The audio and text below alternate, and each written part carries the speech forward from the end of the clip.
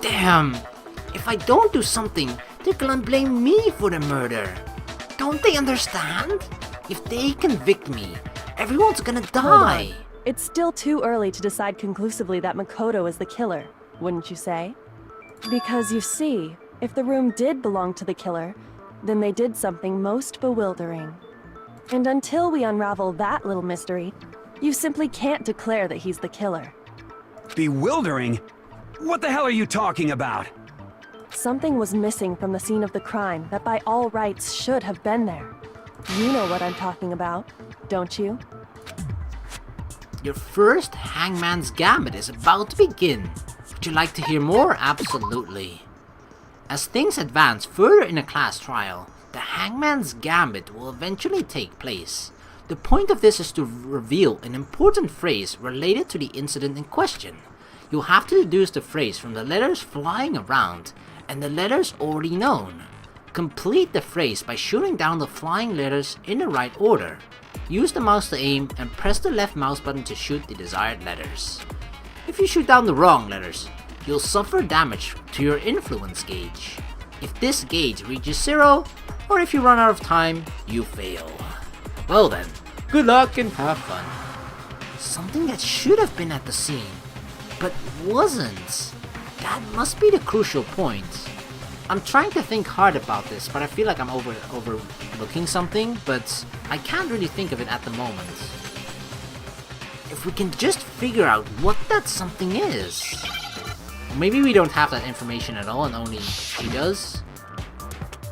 Alright, Hangman's Gambit. Right.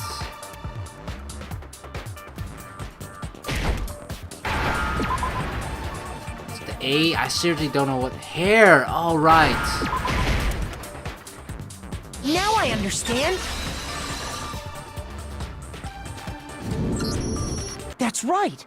There wasn't a single hair on the floor. So, the culprit removed some evidence? Yes. And if I were the culprit, why would I need to get rid of all the hair in my own room? It wouldn't be unusual at all to find my hair at the crime scene if the crime scene is in my room. The reason all the hair was gone was to remove any trace that Sayaka had ever been there. But if I were to remove that trace, why would I leave her body in there? That makes sense, does it not? No. No. If that were the case, they would have had to do something about the body itself, not just her hair. Ha ha ha! Yes, very true, very true. I actually feel like Hifumi and Monokuma actually have sort of the same voice actor, because their voices sound a little bit similar. Okay, then why wasn't there any hair on the ground? The killer You got tell rid of me, it all, Leon. of course, to remove any trace that they had ever been there. Wait, then that means... Precisely. It's simply beyond reason to believe that the room's owner and the killer are one and the same. Bam! Then, Makoto isn't the culprit? Like, these people are flip-flopping so much, like, Makoto did it! Wait, maybe he didn't. He did it! Maybe he didn't. He did it! Oh no, he definitely didn't do it. Are you sure we can decide something so important based solely on the absence of some hair? No. There are other reasons that prove why Makoto couldn't have done it. Tell her, Kyoko. I would like to hear these reasons. Do you remember anything remarkable about the bathroom at the scene?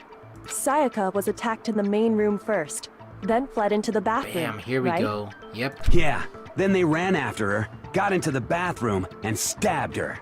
And how But- did the killer get into the bathroom? Did they have any trouble with it? What do you mean? It's fairly certain that the killer had some trouble getting into the bathroom. Oh, I love you, Kyoko. Kyoko is like saving my ass so much, even though we could possibly do this ourselves, but it's just that she's coming to our defense, and she's, I don't know, I was kind of doubting her before, but I don't know, she just really seems to be really interested in solving these cases and investigating and that sort of stuff. Like, I don't know, we don't know much about her, and we don't know what her ultimate is, but I just find it weird that I really want to know sort of her motivation behind why she's doing this, because she doesn't owe me anything, right?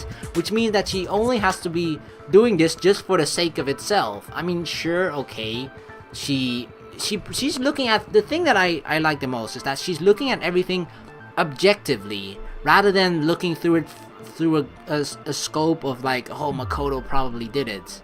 She's being really objective about everything and just looking at it from every single possible angle and possibility that could have happened, and not already having preconceived thoughts or opinions that could influence her.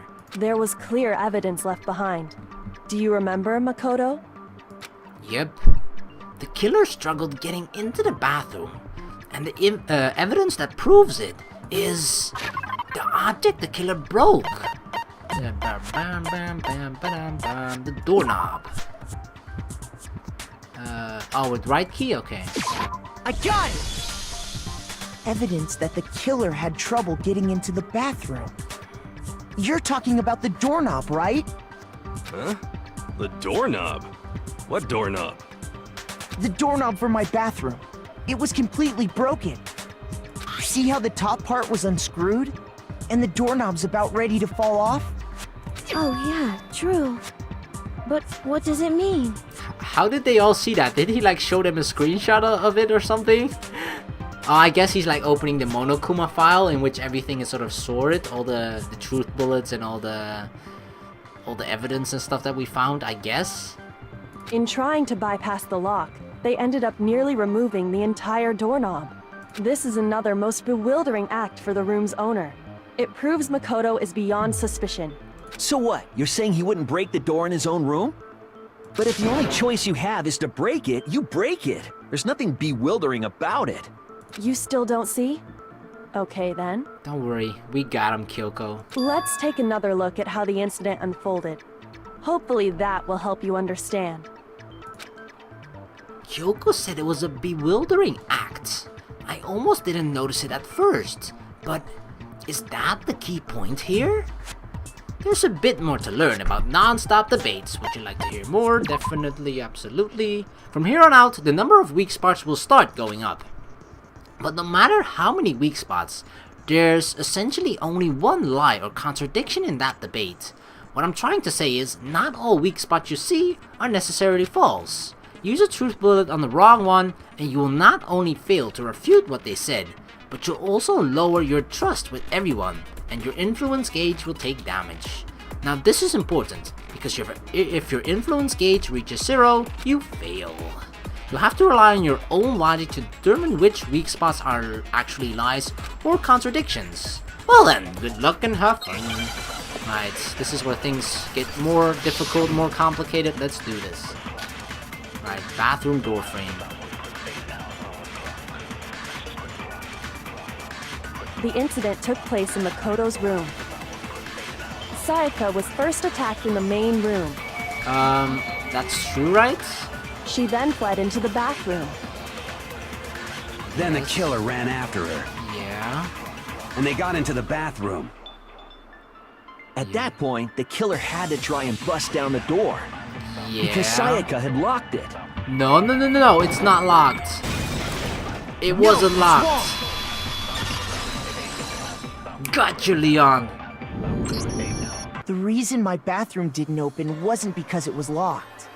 After all, the girls' rooms are the only ones with walking bathrooms, right? Yes, now that you mention it, that is true. I got them all in the palm of my hand. Then why didn't your bathroom door open? Because it was stuck. Huh? What are you talking about? Yeah, you didn't know about that, Leon, huh? You had to get your little screw and everything, thinking it was locked. My bathroom door doesn't fit in the frame quite right. Monokuma over there can testify to that. Yup, true as true can be. But you know, you're supposed to be the ultimate lucky student, right? But to have such a cruddy door... That's not lucky at all! So, are you going to expel me? So the reason the door didn't open was just because it was stuck. But the killer didn't know that and assumed it was locked. So they tore apart the doorknob to get in. Okay, but then why would the killer even think the door was locked in the first place? Everyone should have known you can't lock any of the boys' bathrooms. Someone switched the door. The what was it? Like the sign, you know, that says this is Sayaka's room, this is Makoto's room. The killer could easily make that mistake, thanks to one important detail about the scene of the crime. The killer was convinced the bathroom door was locked, so they didn't know that the door actually couldn't be locked. In other words, the important detail about the scene of the crime was that they didn't know was that what they didn't know. The important detail about the scene of the crime that they didn't know was that the crime took place in my room because it was switched. I got it! The killer must not have realized that it was my room. What? Are you saying the culprit didn't even know where he was? That's inconceivable! And yet, he's absolutely right. Yep. Say what? Yeah. Well, to be more specific, what the killer didn't know was that Makoto and Sayaka had switched rooms. But now I'm really interested in like either who switched it or if it goes automatic. Which is what led to the misunderstanding about the bathroom. If Sayaka had been in her own room, then there would have been a lock on the door, and they would have had to break through! So they had no idea how unnecessary their actions were. ultimately, we can't know if it came open by force or simply by accident. But the killer must have been considerably confused, with no idea how they actually got the door opened. Regardless, it was a pointless act. Wasting time trying to break down a door that wasn't locked is... definitely something I wouldn't do, since I would have known exactly why it wasn't opening, right? Exactly. That is a definite possibility. No, it's not just a possibility. It's the actual factual truth. So the killer would have to be someone who didn't know they'd switched rooms? Then Makoto couldn't have done it. See, she's flip-flopping so much. That's what I've been trying to tell you. Okay, then who did do it? I'm sorry, but I give up. Quit without saving. But what happens if we can't decide on who we think did it? It's funny how sometimes this inner gamer just pops up. Well then, why don't we just vote right now? Majority rules! You really want to risk that without having gone through every single possibility, Taka? Because you know, everybody's gonna die if you vote wrong. Majority rules? You really think that's a good idea? Yeah, our necks are on the line here. Someone seriously needs to do something. For serious. You know, for someone that you know is trying to point out the fact that everyone's necks is on the line, he's not contributing anything at all, and then he says like, yeah, somebody needs to do something. Someone fight for my life, save me, because I'm not gonna do it myself. Does no one have any other thoughts or questions? It does not matter how trivial they may seem. Oh, as a matter of fact, I do have one question. Right, say it, Hina. Oh, you... What is that reaction, Celeste? She's like, oh, you. I actually meant everyone but you, Hina. You don't gotta sound so disappointed. It's fine, it's fine. Just ask your question. Oh yeah. Okay, so, well, I was just wondering, how did the culprit get into Makoto's room in the first place? Yeah, that's a mystery to me as well. Yes. How did the killer get inside? Maybe Sayaka just dropped the key somewhere and the culprit picked it up. That's possible, right? I don't think so. That seems way too convenient. And too easy. Then maybe someone picked the lock? That's impossible, according to Monokuma. Negative! If you remember, Monokuma made it quite clear that the locks are all unpickable. Fine. How about this? The killer got in the easy way. They could have knocked and said they wanted to talk or something, and Miss Maizono just No. let him in. We had an oral agreement about not letting anyone in during the night, even if I said it was me. No, that can't be it either. Oh, trying to argue against me? Sounds like someone doesn't know his place. Yeah, you. Hello? Why exactly can't that be it? because she asked me to do something in particular because of how frightened she was. That's the answer right there. There's no way Sayaka let someone in because... where is it? Switching rooms? The night of the murder traded rooms when the victim was discovered. Makoto's room was... oh no, that's about the key. So it wasn't that one. Haris dying message. Not that. Incinerator burn piece. Huh, which one is it? Evidence of a struggle. It was... we had this agreement with each other. I guess it is still this one. I looked through everyone and there's not anything about like an agreement that we had about telling each other not to open the doors. And that one actually comes the closest, like the switching rooms part. If you check at the bottom on the night of the murder, I guess there's no way she let someone in because she was just that terrified. Sayaka had originally asked Makoto to switch with her when someone attempted to force their way into their room because she was frightened. I think this is it. I got it! Because Sayaka was already scared, remember? That's why she asked me to switch rooms in the first place. The same goes for you, Sayaka. No matter who it is, don't open your door for anyone. Even if I'm sure it's you, I absolutely won't open it. Otherwise, what's the point of even switching? Knowing what she'd been through, I just can't believe she would have opened the door for anyone. What if her being scared was a lie? Possible. Huh? Because she went outside as well, right? She went to... we already sort of came to the conclusion that most likely she went outside for sure because Sakura and Hina saw her going towards the kitchen, grabbing quote-unquote like a glass of water, just something to drink, and leaving again. But she acted suspicious. During that time we sort of said that it's most likely that she actually grabbed the knife herself. But if she was scared, why did she go out her room? So it could be that she lied about it. Well, what the hell is that supposed to mean? Why would she lie about something like that? I know you don't want to consider it, but look at this and tell me. Can you still deny the possibility? What's that? There's something I want to talk to you about. Just us two. In 5 minutes, come see me in my room. Check the nameplates to make sure you don't get the wrong room. Okay? I found a notepad during my search, and I shaded in the top sheet with a pencil. Oh, what was Sayaka planning? And these are the words that appeared. Oh man!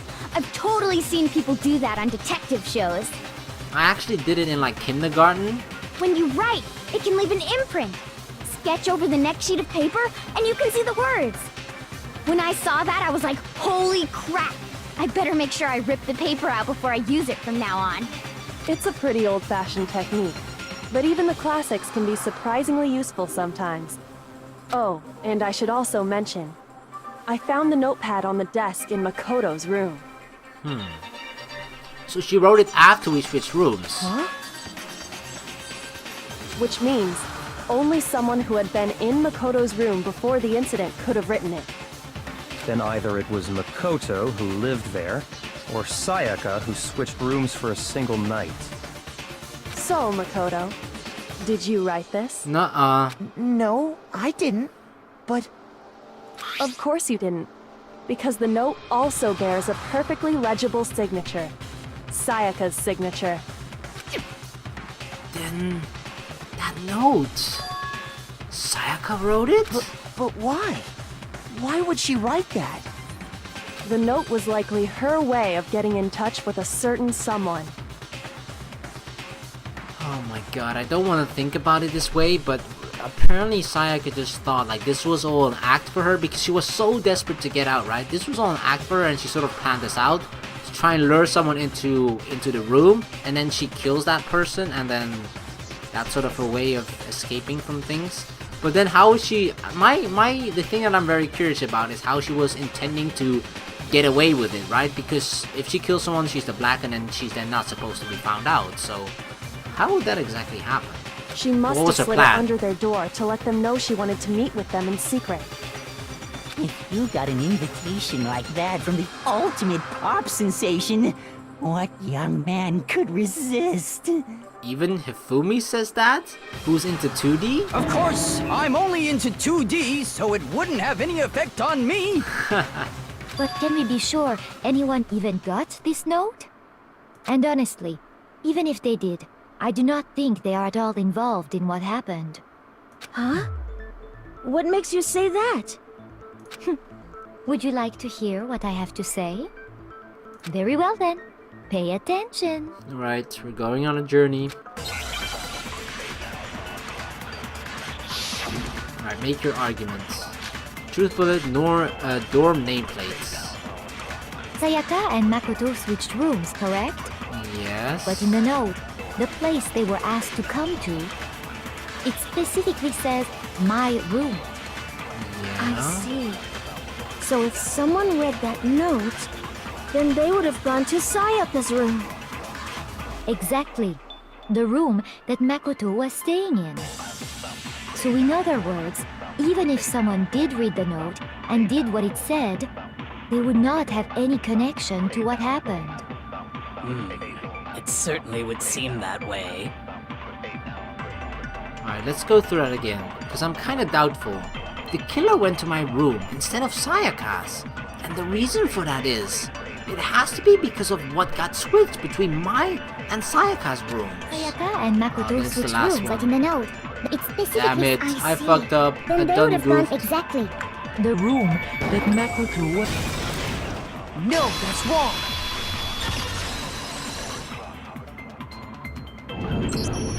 The nameplates on my and Sayaka's rooms got switched. They got switched? That means Sayaka switched it. She did it on purpose. This is part of her plan. That's right. The nameplates got switched, just like the rooms themselves. As a result, the nameplate on Sayaka's room actually had Makoto's name. And the nameplate on Makoto's room had Sayaka's. So what you're saying is, the room Sayaka was staying in was actually marked as her room. Yep, but it wasn't her real room. Then, if someone did do what the note said, they would end up at Makoto's room where Sayaka was. Plus, their rooms are right next to each other, so switching the nameplates would be no problem. Oh my god, she really did that to us? And the one who switched the names was... Well, of course it wasn't you, right, Makoto? Nope. Right? Okay, then who did it? You lying bastard. No, that's not him. There's only one person who could have switched the nameplates. The only other person who knew we had switched rooms. Sayaka. I got it! Me and Sayaka were the only ones who ever knew about us switching rooms. So the only other person besides me who would even know to switch the nameplates was Sayaka. Oh, this hurts me so bad. I trusted her. I mean, I understand, like, she was so desperate to get out of here, but still, I trusted her. You can also infer as much from her note. There's something I want to talk to you about. Just us two. In 5 minutes. Come see me in my room. Check the nameplates to make sure you don't get the wrong room, okay? She specifically tells the reader to check the nameplate. She would only have written that if she knew the nameplates had been switched. Yep. But why would she switch them in the first place? She wanted someone to come to the room she was in, and also hide the fact that it was Makoto's room. What? Inviting someone to your room, but not telling them you'd switched rooms. Why would anyone do that? To make it look like it was me later, and then she would switch the nameplates back after she had murdered the person, therefore thinking it would probably was me the one that killed her, right? That was her plan? To understand that, we first need to understand what happened after she invited the person into the room. That's where the answer lies. What happened then was probably whoever she invited over came in and attacked her. We figured it out! We know who did it! Whoever she invited over is the culprit! Yeah, no shit, Sherlock. But we still don't know who it is, you goddamn idiot! Oh my god, Taka. I really had sort of high hopes for him at the beginning. I always thought like he's gonna be really smart and sort of reasonable, but he really, I don't know, I actually kind of agree with Mondo here. Like, he's kind of like an idiot, or he really feels like he's slow, like he doesn't really understand what's going on. And then when they actually sort of explain it to him in terms he can understand, he's like, oh, so that's what's happening. Oh yes, that's the person. One out of possibly every one of us again. Like, we didn't even lower down the numbers. Sayaka fought with her killer there in the room, yes? Perhaps the answer to our previous question lies in that initial struggle. Yes, I think you're right. Then... we just have to figure out what happened during the fight, right? That reminds me. There was a replica sword at the murder scene. Was that perhaps used during the fight? Yes. Oh yeah. What's the deal with that sword? It got used, but it's only the cost for the scratches, I think. Sayaka suggested I should hold on to it. I thought it might come in handy if I had to defend myself. Oh my god, she was already planning it back then? It seems pretty likely that the killer used it to break Sayaka's right wrist. How the hell could you possibly know that's what broke her wrist?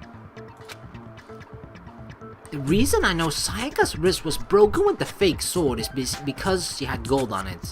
When you look at her wrist, there's no doubt. Where is it?